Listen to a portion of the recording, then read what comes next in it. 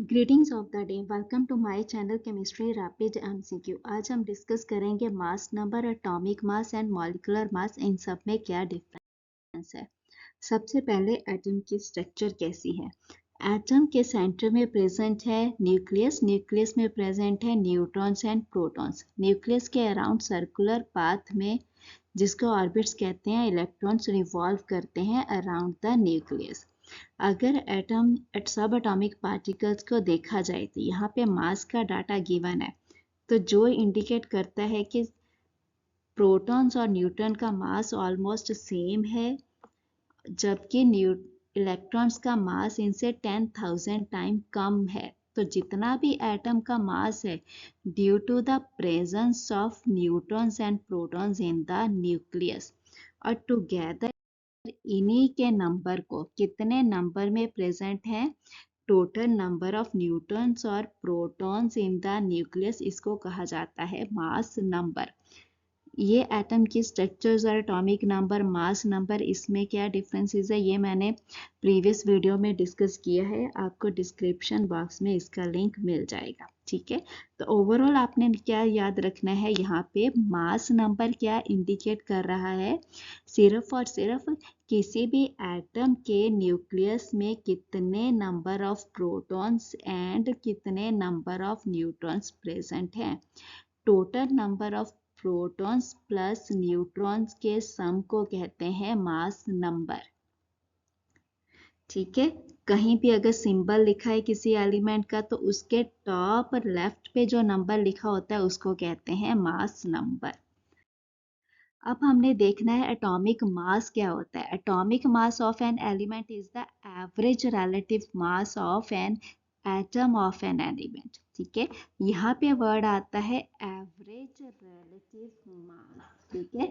इस मास को कंपेयर किया जाता है mass of the carbon atom which is taken as 12, ठीक है।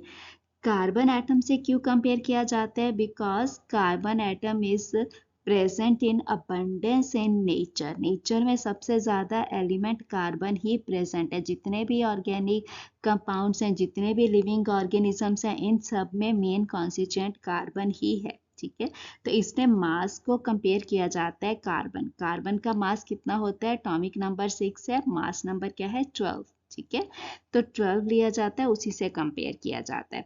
अब यहाँ पे वर्ड आता है atomic mass is the average relative mass of an atom of an element, ठीक है। अब ये वर्ड एवरेज का क्या मीनिंग है, जैसे आइसोटॉप्स। आइसोटॉप्स क्या होते हैं ये भी मैंने अपनी प्रीवियस वीडियो में डिस्कस किया था, लिंक आपको डिस्क्रिप्शन बॉक्स में इसका मिल जाएगा, ठीक है। अब कोई भी एलिमेंट में डिफरेंट टाइप्स के एटम्स हो सकते हैं, जिसको कहते हैं आइसोटॉप्स। आइसोटॉप्स वो होते हैं जिसका एटॉमिक नंबर सेम है बट मास नंबर क्या है, डिफरेंट है। जैसे यहाँ एग्जांपल गिवन है हाइड्रोजन। हाइड्रोजन के 3 आइसोटॉप्स आ जाते हैं, इन तीनों में एटॉमिक नंबर तो सेम है बट मास नंबर हाइड्रोजन का क्या है 1, ड्यूटेरियम का कितना है 2, ट्रिटियम का क्या कितना है 3, ठीक है। तो मास नंबर की वेरिएशन है, लेकिन ये सारे के सारे एटम सेम एलिमेंट हाइड्रोजन को बिलोंग करते हैं। सिमिलरली अगर देखा जाए तो क्लोरीन है। क्लोरीन के 2 आइसोटॉप्स हैं, ये दोनों का एटॉमिक नंबर 17 है। मास नंबर की वेरिएशन है, एक का 35 और एक का 37 है, ठीक है। तो जब हम एटॉमिक मास की बात करते हैं या atomic weight, one and same thing, ठीक है। तो यहाँ पे हम क्या कहते हैं, एवरेज रिलेटिव मास है। एवरेज रिलेटिव मास अब ये कैसे निकाला जाता है, जिसको हम एटॉमिक मास या एटॉमिक वेट कहते हैं, ठीक है। एवरेज रिलेटिव मास को निकालने के लिए आपको ये पता होना चाहिए कि किसी भी एलिमेंट्स में कितने एटम्स प्रेजेंट हैं डिफरेंट टाइप्स के, या कितने आइसोटॉप्स हैं उस एलिमेंट के, ठीक है। जैसे क्लोरीन के 2 आइसोटॉप्स हैं, Cl35 एंड 37, ठीक है। सेकेंड आपको पता होना चाहिए ये किस रेशो में प्रेजेंट होते हैं। जैसे अगर अमाउंट की बात करें तो नेचर में C37 जिस भी प्रपोर्शन में मिलता है, C35 का अमाउंट उससे 3 गुना ज़्यादा होगा, ठीक है। तो इन दोनों के एग्जिस्टेंस की रेशो क्या है 3:1। एवरेज मास निकालने के लिए किया जाता है mass number of one isotope, उसको मल्टीप्लाई करना है उसके कितनी अबंडेंस है उस नंबर से, ठीक है, plus mass number of second isotope और उसकी कितनी अबंडेंस है नेचर में उससे मल्टीप्लाई किया जाता है, डिवाइडेड बाय टोटल अबंडेंस या टोटल किस रेशियो में प्रेजेंट है ये दोनों, ठीक है। जैसे 35 प्रेजेंट है 3 टाइम्स, तो 35 को 3 से मल्टीप्लाई किया, प्लस 37 आइसोटॉप प्रेजेंट है इन 1 रेशियो, ठीक है, तो इसको 1 से मल्टीप्लाई किया, टोटल ये 3:1 रेशियो में एग्जिस्ट करते हैं, तो टोटल रेशियो 3 + 1 क्या बन गई 4, ठीक है। अब मल्टीप्लिकेशन के बाद इनका प्लस किया तो आपको मिली टोटल वैल्यू इतनी, इनको डिवाइड करके आपको आंसर क्या मिल गया 35.5।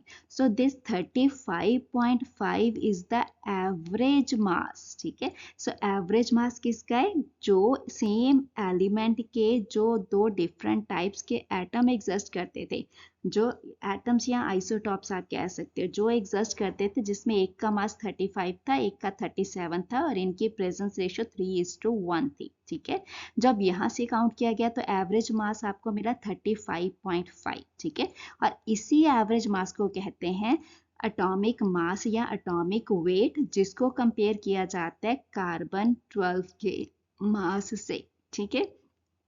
अब मास नंबर क्या रिप्रेजेंट करता है, sum total of neutrons and proton present in the nucleus, ठीक है। मास नंबर रिप्रेजेंट करता है sum total of neutrons and protons present in the nucleus. लेकिन जब हम बात करते हैं एवरेज एटॉमिक मास या एटॉमिक वेट की, ये एटॉमिक मास और एटॉमिक वेट एवरेज वेट को रिप्रेजेंट करता है। सेम एलिमेंट के जितने भी आइसोटॉप्स प्रेजेंट है, जिस भी रेशियो में प्रेजेंट है, उन सबको कंसीडर करके जो हमारे पास एक एवरेज नंबर बनता है उसको कहते हैं एटॉमिक मास या एटॉमिक वेट, जिसको C12 से कंपेयर किया जाता है, ठीक है। इसको यूनिट में रिप्रेजेंट किया जाता है AMU। AMU is just the atomic mass unit, but calculation में हम इसको रिप्लेस कर देते हैं ग्राम से। तो अगर हम न्यूमेरिकल वैल्यू सेम रहती है, बस AMU को रिप्लेस कर दिया G से, तो इसका नाम दे दिया जाता है ग्राम एटॉमिक मास। यहाँ पीरियोडिक टेबल में डिफरेंट एलिमेंट्स के सिंबल्स गिवन होते हैं, एक तरफ एक नंबर लिखा होता है जो एटॉमिक नंबर को रिप्रेजेंट कर रहा है, दूसरी तरफ जो लिखा हुआ है वो मास नंबर या एटॉमिक वेट होता है। बस डिफरेंस क्या है, अगर ये होल नंबर में लिखा है तो मीन्स ये मास नंबर है, क्योंकि नंबर ऑफ न्यूट्रॉन्स और नंबर ऑफ प्रोटॉन्स का सम हमेशा ही होल नंबर आएगा, ठीक है। तो अगर होल नंबर में लिखा है तो मीन्स वो मास नंबर है, अगर यहाँ पे डेसिमल करके कुछ डिजिट्स लिखे हैं तो मीन्स ये एवरेज मास को रिप्रेजेंट कर रहा है, जो कि क्या है एटॉमिक वेट है, ठीक है। यही डिफरेंस होता है। अब यहाँ पे पीरियोडिक टेबल से आप देख सकते हो, कंपेयर कर सकते हो, ठीक है। अब कई बार क्या होता है, जैसे हाइड्रोजन है, इसका एवरेज एटॉमिक वेट कितना है 1.008, ठीक है। अब इसको लिखने में 1 ही लिख दिया जाता है, ये सिग्निफिकेंट फिगर्स के रूल्स होते हैं, ठीक है। जब आपने नंबर्स को कुछ ड्रॉप करना है तो आपने इंक्रीमेंट देना है प्रीवियस डिजिट में या नहीं देना, ये सारे सिग्निफिकेंट फिगर्स पे भी एक वीडियो बनी हुई है, लिंक आपको डिस्क्रिप्शन बॉक्स में मिल जाएगा।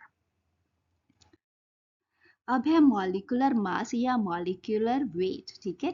जैसे एटॉमिक मास और वेट किसी एटम के मास या वेट को रिप्रेजेंट करता है, वैसे ही मॉलिक्यूलर किसी मॉलिक्यूल्स के मास और वेट को जो रिप्रेजेंट करता है उसको कहा जाता है मॉलिक्यूलर मास।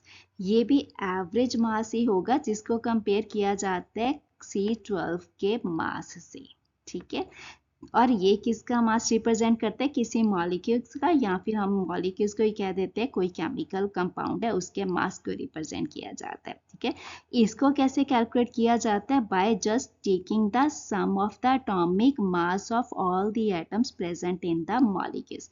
मींस एक मॉलिक्यूल्स में जितने भी एटम्स प्रेजेंट है, जिस भी नंबर में प्रेजेंट है, उन सब का सम अप कर दिया जाता है और जो फाइनल वैल्यू आपको मिलती है वो होगा उसी मॉलिक्यूल्स का मॉलिक्यूलर मास। जिस यहाँ पे है कार्बन डाइऑक्साइड, कार्बन डाइऑक्साइड में एक कार्बन है 2 ऑक्सीजन है, ठीक है। तो कार्बन का एटॉमिक मास कितना है 12, और कितने कार्बन प्रेजेंट है 1, तो 1 को कर दिया 12 से मल्टीप्लाई, ठीक है।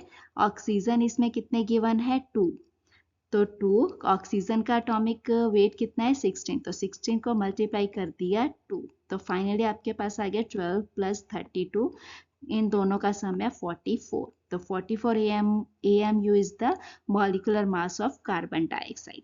अगर वहीं आप इसको ग्राम्स में लिख दोगे, सेम न्यूमेरिकल वैल्यू के पीछे यूनिट G लगा दोगे, तो 44 G बन जाएगा gram molecular mass of carbon dioxide.